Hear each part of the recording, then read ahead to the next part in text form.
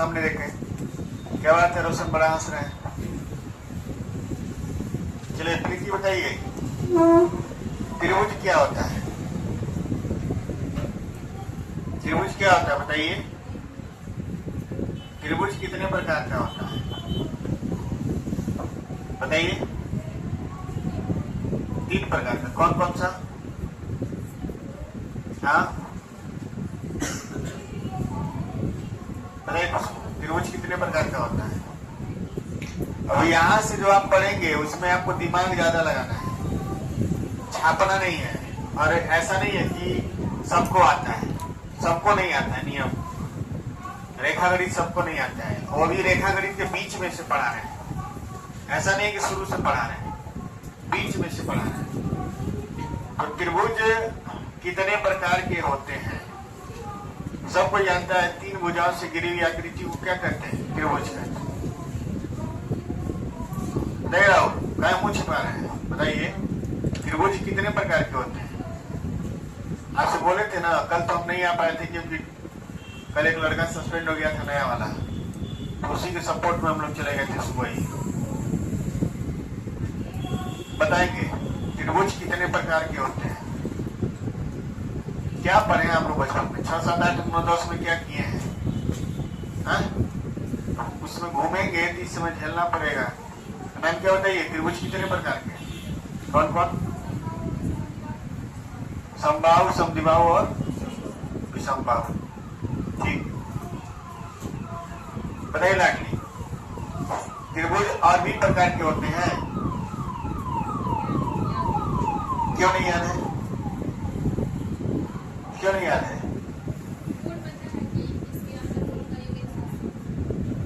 तो हम भी जानते 180 होता है। बड़ी रीतिका बताइए,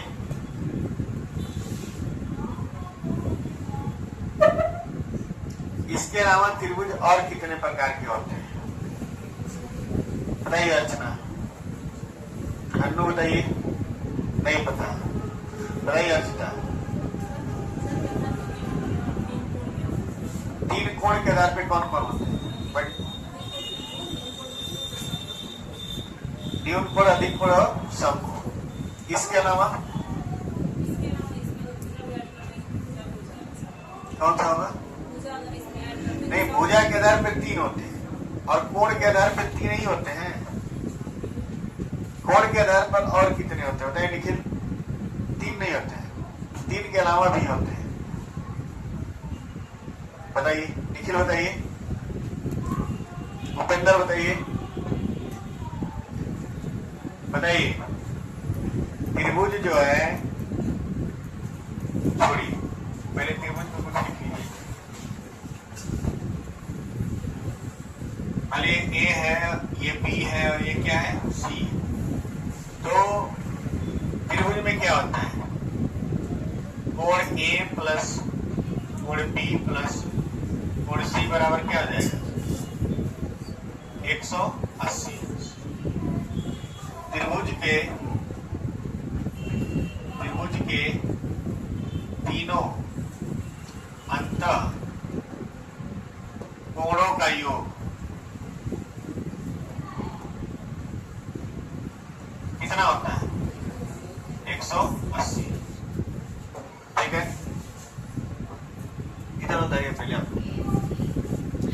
उतारिए इतना। क्या होता है एकदम, इतना गधा होते हुए भी, गधई होते हुए भी इतना ज्यादा एटीट्यूड प्रॉब्लम है कि समझ में आता है कि इनको क्या आता है।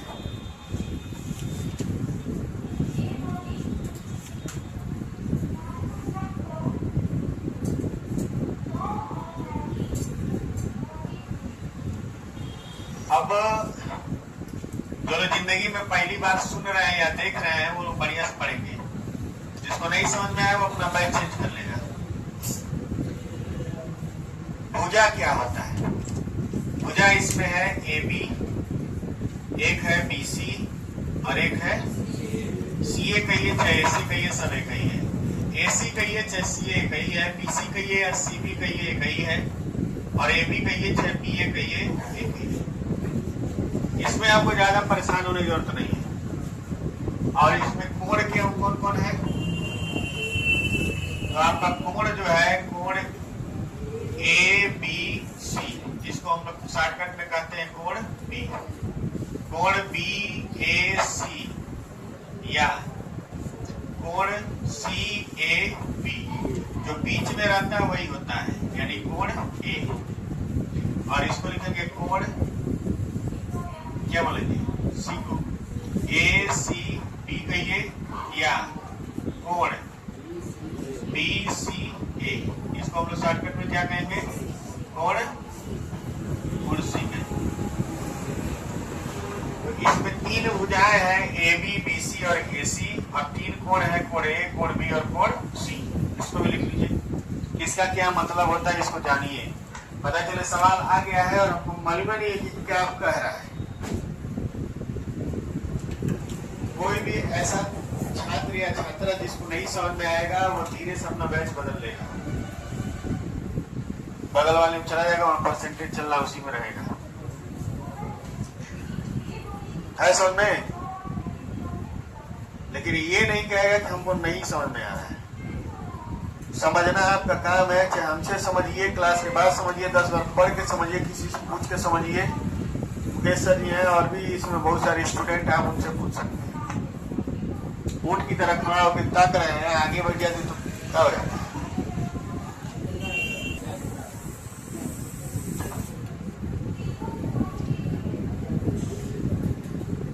बात नहीं, त्रिभुज के प्रकार।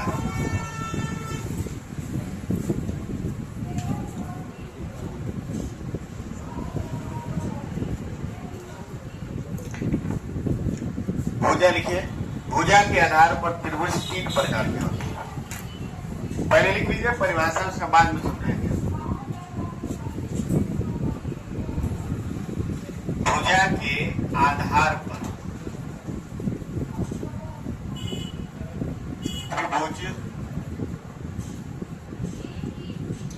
3 प्रकार के होते हैं।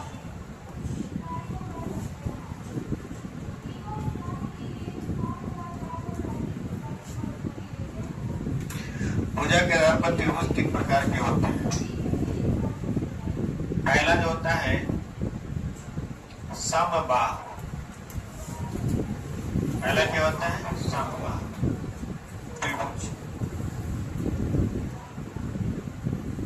इसको हम लोग कहते हैं इक्विलैटरल ट्रायंगल।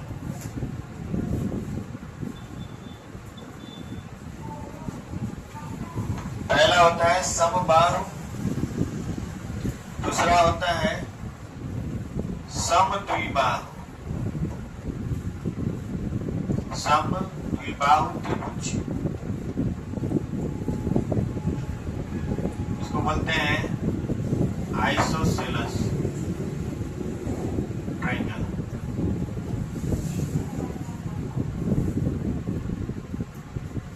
और तीसरा होता है विषमबाहु त्रिभुज।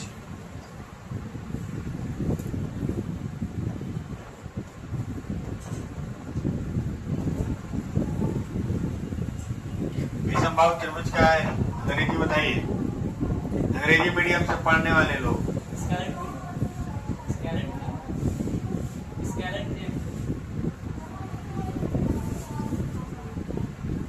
स्पेलिंग बोलिए। S C A L E N E, ठीक है, सीख लीजिए, मुझे भी नहीं आता। ठीक सर वो ISO लिखते हैं ना, आईसो हो गया।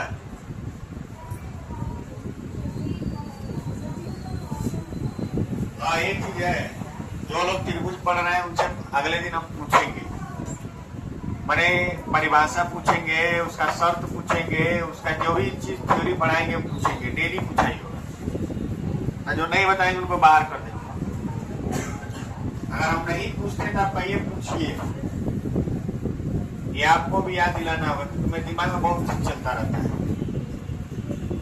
शरीर शांत रहता है लेकिन दिमाग शांत नहीं रहता, वो कुछ न कुछ करता ही रहता है। इसलिए रात में सपना भी बहुत ज्यादा देखते हैं।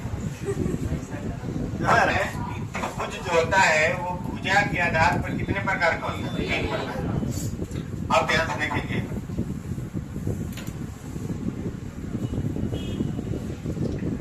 यहाँ लिखते हैं कोण। कोण के आधार पर जो त्रिभुज होता है वो कितने प्रकार का होता है? 3 नहीं होता है। पहला होता है शंकु, पहले छोड़िए शंकु नहीं, पहले लिखिए न्यून। पहला कौन है? न्यून त्रिभुज। इसको बोलते हैं एक्यूट, एक्यूट एंगल ट्रायंगल। ठीक। दूसरा होता है समकोण, समकोण त्रिभुज। तीसरा होता है अधिक कोण त्रिभुज।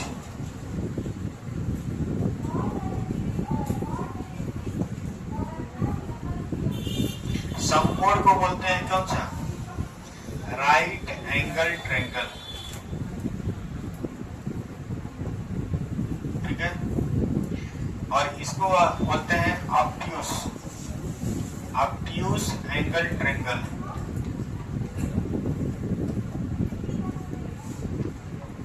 चौथा जो होता है वो होता है बृहद, बृहद।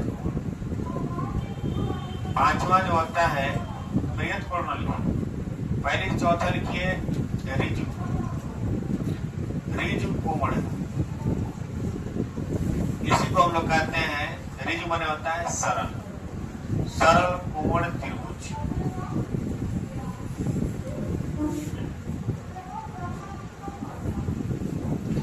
गलतियां आपको बता रहे हैं, 3 नहीं होते। अर्चिता सही कर रही, 3 नहीं होते, बस इससे ज्यादा नहीं। 3 नहीं होते हैं, ज्यादा नहीं होते। वो कोण के बारे में हम बता रहे हैं। ठीक है। 3 नहीं होते हैं कोण के आधार पर, और 3 होते हैं भुजा के आधार पर। जानते हैं ना, ज्यादा ज्ञान हो जाता है तो लगता है ओवरफ्लो होने, वही हुआ है। ठीक है। दिमाग में कुछ और बैठा हुआ था, दिमाग में कुछ और निकल रहा था। और वे लोग कल पढ़ने नहीं आएंगे जिनका फीस बाकी है, नहीं तो कल बेइज्जती के साथ हम बाहर निकालेंगे। तो हम लोग डिटेल में पढ़ेंगे। आगे बढ़ा जाए। त्रिभुज होने की शर्तें लिखेंगे सब लोग। त्रिभुज होने की शर्तें, पहला शर्त लिखना होगा बोर्ड पे,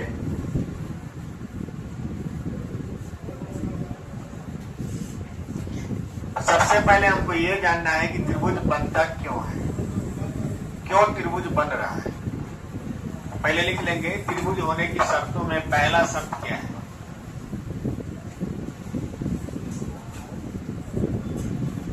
त्रिभुज होने की शर्तों में पहला शर्त क्या है?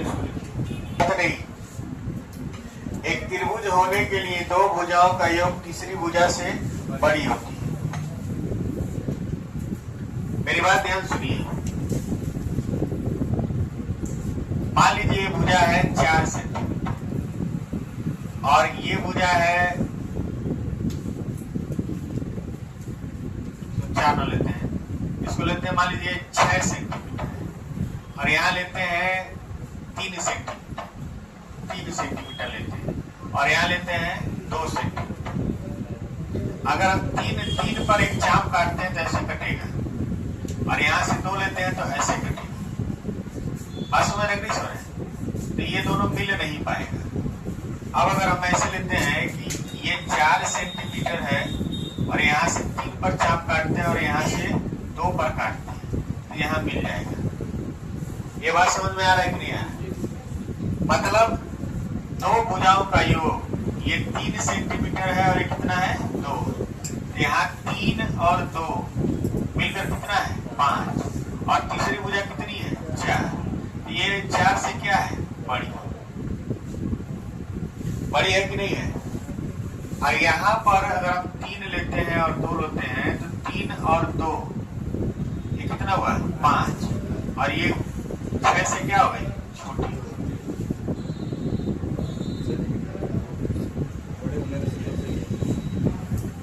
बड़े होने का सिंपल से नहीं है। क्यों? 5 बड़ा है, 4 से नहीं बड़ा नहीं है। जो बड़ा रहता है उधर मुंह खुला रहता है। इतना इनक्विलिटी पढ़े हैं तब क्लियर नहीं हुआ। मेरे कहने का मतलब ये है, क्या फिर से समझिएगा। एक भुजा लिए हम लोग 2 सेंटीमीटर, 3 सेंटीमीटर और 4 सेंटीमीटर, ये लिए ना। यहाँ त्रिभुज बन रहा है तो 2 भुजाओं का योग तीसरी भुजा से बड़ी होती है, यानी 3 + 2 कितना हुआ? 5। तीसरी भुजा कौन है? 4। बड़ी है कि नहीं है? बोलिए। इधर ध्यान दीजिए, इधर ठीक, तब समझ में आएगा। उधर मुंह करके बैठी रहती है इसलिए नहीं समझ में आता है। लेकिन ये शर्त सबके साथ लागू होना चाहिए, केवल इन्हीं दोनों को नहीं देखा जाता है। मान लीजिए हम 2 और 4 को लिए, कितना हो गया? 6। तो 2 और 4 जो है मिलके कितना हो रहा है? 6। ये 3 से बड़ा है कि नहीं है? अब फिर इसके अलावा और कौन लेते हैं? 3 और 4 को लेते हैं। 3 और 4 को लेते हैं, कितना होगा? 7। ये 2 से बड़ा है कि नहीं है? तो किसी भी दो भुजा को लेंगे, केवल ये नहीं कि शुरुआत में 2 भुजा लेंगे, किसी भी 2 भुजा को लेंगे, अगर उसका जोड़ तीसरे से बड़ा है तभी त्रिभुज बनेगा। और ये शर्त सबके लिए लागू होना चाहिए। समझ में आ रहा है कि नहीं आ रहा? इसमें क्या हुआ है, इस वाले में ये हम लिए हैं 3 सेंटीमीटर, 2 सेंटीमीटर और 6 सेंटीमीटर। तो यहाँ 3 + 2 जो है 5 जो है वो 6 से क्या हो गया? छोटा हो गया। यहाँ शर्त का पालन नहीं हुआ है। लेकिन अगर यहाँ लेंगे 3 और 6 को, 3 + 6 9 बड़ा हो गया है किससे? 2 से। और 6 और 2 8 बड़ा हो गया किससे? 3 से। तो 2 जगह तो पालन हुआ, एक जगह पालन नहीं हुआ।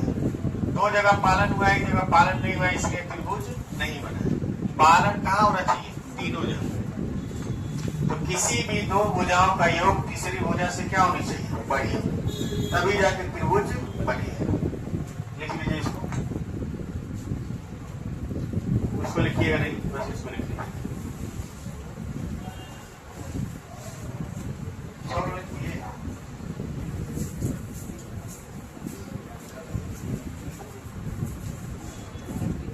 बात नहीं, एक त्रिभुज लेते हैं हम लोग 3 4 और 5। 3 4 5 एक ट्रिपलेट है और ये समकोण त्रिभुज बनेगा। ठीक है, 3 4 और 5 ये बनेगा। 3 4 और 5 आगे अभी जान जाएंगे कैसे बनेगा। आपको भुजा दिया जाएगा तो आप पकड़ लेंगे कि कहाँ समकोण बनेगा, कहाँ अधिक कोण बनेगा और कहाँ न्यून कोण बनेगा। उसका एक तरीका होता है। आपको ट्रिपलेट बनाना भी सिखाएंगे, कैसे ट्रिपलेट बनता है, सब कुछ जान जाएंगे। लेकिन अगर ध्यान से पढ़ेंगे तो, नहीं पढ़ेंगे तो नहीं आएगा। 3 4 5 एक त्रिभुज की भुजाएं हैं तो ऐसे बनेगा, 90 अंश का कोण बनेगा। बताइए यहाँ त्रिभुज बन रहा है कि नहीं बन रहा है? और त्रिभुज बनने का पहला शर्त क्या होता है? किसी भी 2 भुजा का योग 3 + 4 कितना हो रहा है? 7। 7 5 से बड़ा है कि नहीं है? 4 + 5 कितना हो रहा है? 9। 9 बड़ा है कि नहीं है? 3। और 5 + 3 कितना हो रहा है? 8। 8 बड़ा है कि नहीं? 4 से। तो शर्त जब लागू होगा तो सबके लिए लागू।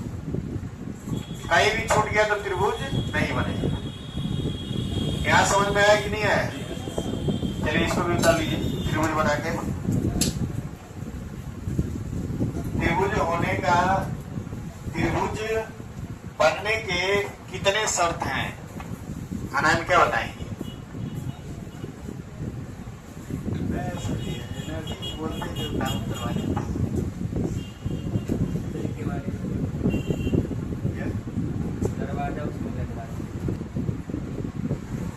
बताइए दूसरा शर्त क्या है? 12 तक पढ़े ना आप लोग फीस देकर? क्या पढ़े हैं 12 तक? क्यों फीस दिए 12 तक? बताइए क्यों दिए हैं? जब आपको कुछ मालूम नहीं है तो दिए क्यों है? बताइए नंदिनी, दूसरा शर्त क्या है? राहुल बताइए, बताइए अर्चिता। हाँ, दो भुजाओं का अंतर तीसरी भुजा से क्या होना चाहिए? कम होना चाहिए। चलिए दूसरा शर्त लिखिए, दो भुजाओं का अंतर तीसरी भुजा से छोटी होती है, लिखिए, या कम होती है, और दोनों शर्त एक साथ लागू होता है। क्या होता है? ये सब चीज हम क्लास 9th में ही पढ़े थे, हमारे सर जी 9th में। पिछला हम लोग त्रिभुज लिए थे 3, 4 और 5। समझिए आप तीनों, 3, 4 और 5, और त्रिभुज हम लोग ऐसे बनाए थे, ये 3 था और ये 4 था और ये कितना था? 5। पता नहीं, पहले शर्त के अनुसार हम लोग पढ़े थे, तो 3 प्लस 4 ग्रेटर देन क्या है? 5, और 4 प्लस 5 जो है वो ग्रेटर देन कितना है? 3, और तीसरा जो था कि 5 प्लस 3 ग्रेटर देन कितना हो जाएगा? 4। ये था ना पहला शर्त। अब देखिए, दो भुजाओं का अंतर, दो 3 और 4 का अंतर, 3 डिफरेंस 4, इसको डिफरेंस बोलते हैं, बड़े में से छोटे को घटा देते हैं, कितना आएगा? 1, और 1 जो है वो तीसरी भुजा 5 से क्या है? कम। फिर 4 और 5 का डिफरेंस देखेंगे, 4 डिफरेंस 5, तो ये भी कितना आ रहा है? 1, ये 3 से क्या है? कम है, और 5 और 3 का जो डिफरेंस है वो कितना है? 2, ये भी 4 से क्या है? कम। तो दोनों शर्त एक साथ लागू होता है, दोनों शर्त एक साथ लागू होता है। दो भुजाओं का योग तीसरी से बड़ा होना चाहिए, और दो भुजाओं का अंतर तीसरी से क्या होना चाहिए? छोटा होना चाहिए, और ये तीनों में लागू होना चाहिए, और ये तीनों में लागू होना चाहिए, तब जाके कोई त्रिभुज बनेगा। ऐसा में बताइए इसको।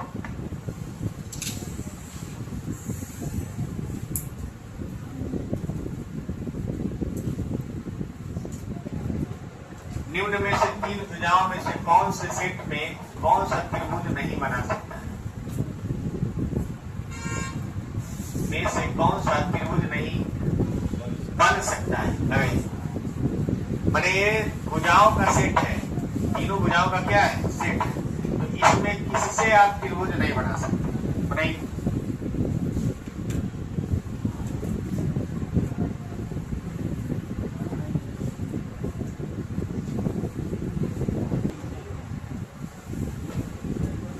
यहाँ पर ध्यान से देखेंगे, दो भुजाओं का योग तीसरी से क्या होना चाहिए? बड़ा। 5 प्लस 6 ग्रेटर देन क्या है? 7, और 5 प्लस 8 कितना होता है? 13, ग्रेटर देन 15 है।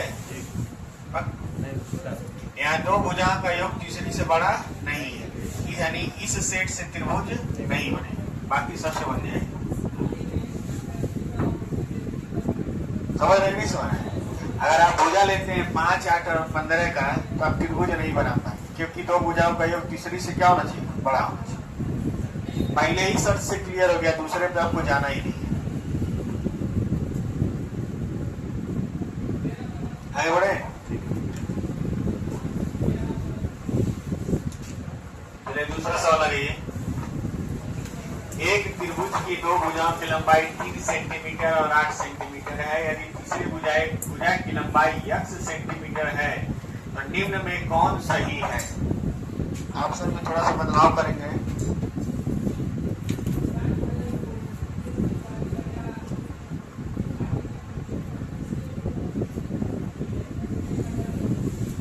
ऑप्शन ठीक लगाइए,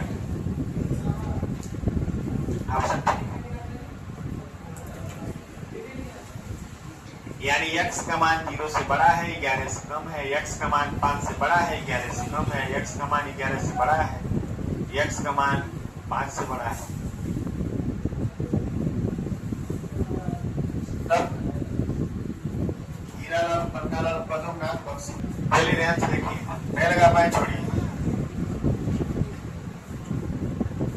दोनों भुजाओं का अंतर यानी 8 माइनस 3, ये छोटा होगा तीसरी भुजा x से, और दोनों भुजाओं का योग ये बड़ा होगा तीसरी भुजा x। है समय वही समय है। दोनों भुजाओं का अंतर ये छोटा है तीसरी भुजा x, ये समझ में आ रहा है कि नहीं आ रहा है? और दोनों भुजाओं का योग 8 प्लस 3 ये बड़ा है किससे? x। सही है ना? अब इसको हम पलट दे रहे हैं, x छोटा है 11 से, और यहाँ हम लिख देते हैं 5 छोटा है x। अब दोनों को मिला दीजिए, x दोनों जगह है तो कम हो जाएगा, यानी 5 छोटा है x से और x छोटा है x। यानी x का जो मान आएगा वो 5 से बड़ा रहेगा और 11 से छोटा है। इतना ही रखेंगे तो फिर कुछ बनेगा। हाँ भाई, आप सब नहीं दिख रहा है क्या?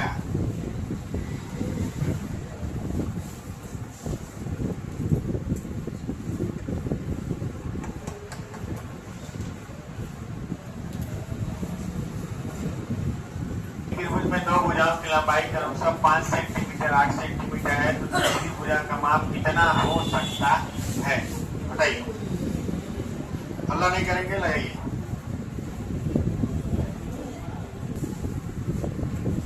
दो भुजाओं की लंबाई इतना है, तो दोनों का अंतर जो होगा 8 माइनस 5।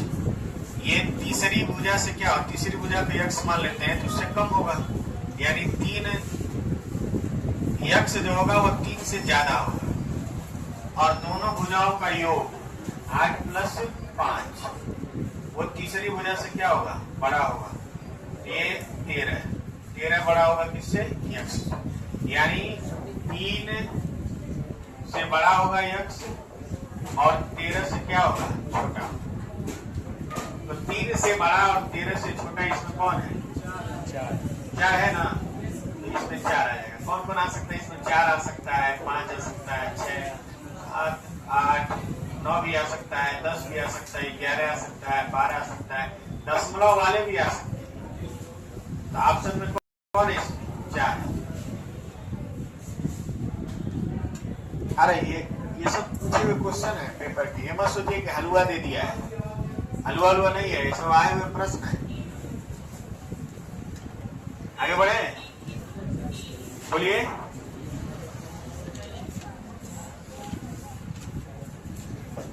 टाइम समझाने लगे, बढ़े आगे।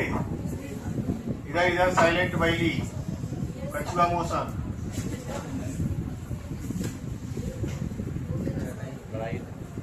खाना खीबे नहीं करेंगे लोग, बल बराबर नहीं करेगा। लगाइए इसको।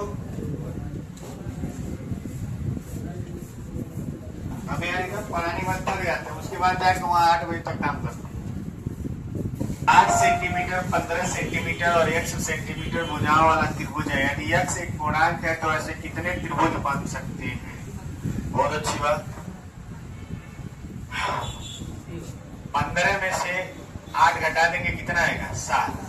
7 का मान x से क्या होगा? कम होगा, और 15 प्लस 8 कितना होगा? 23। 23 x से क्या होगा? ज्यादा। तो 23 और 7 के बीच में x का मान होगा, क्या क्या हो सकता है?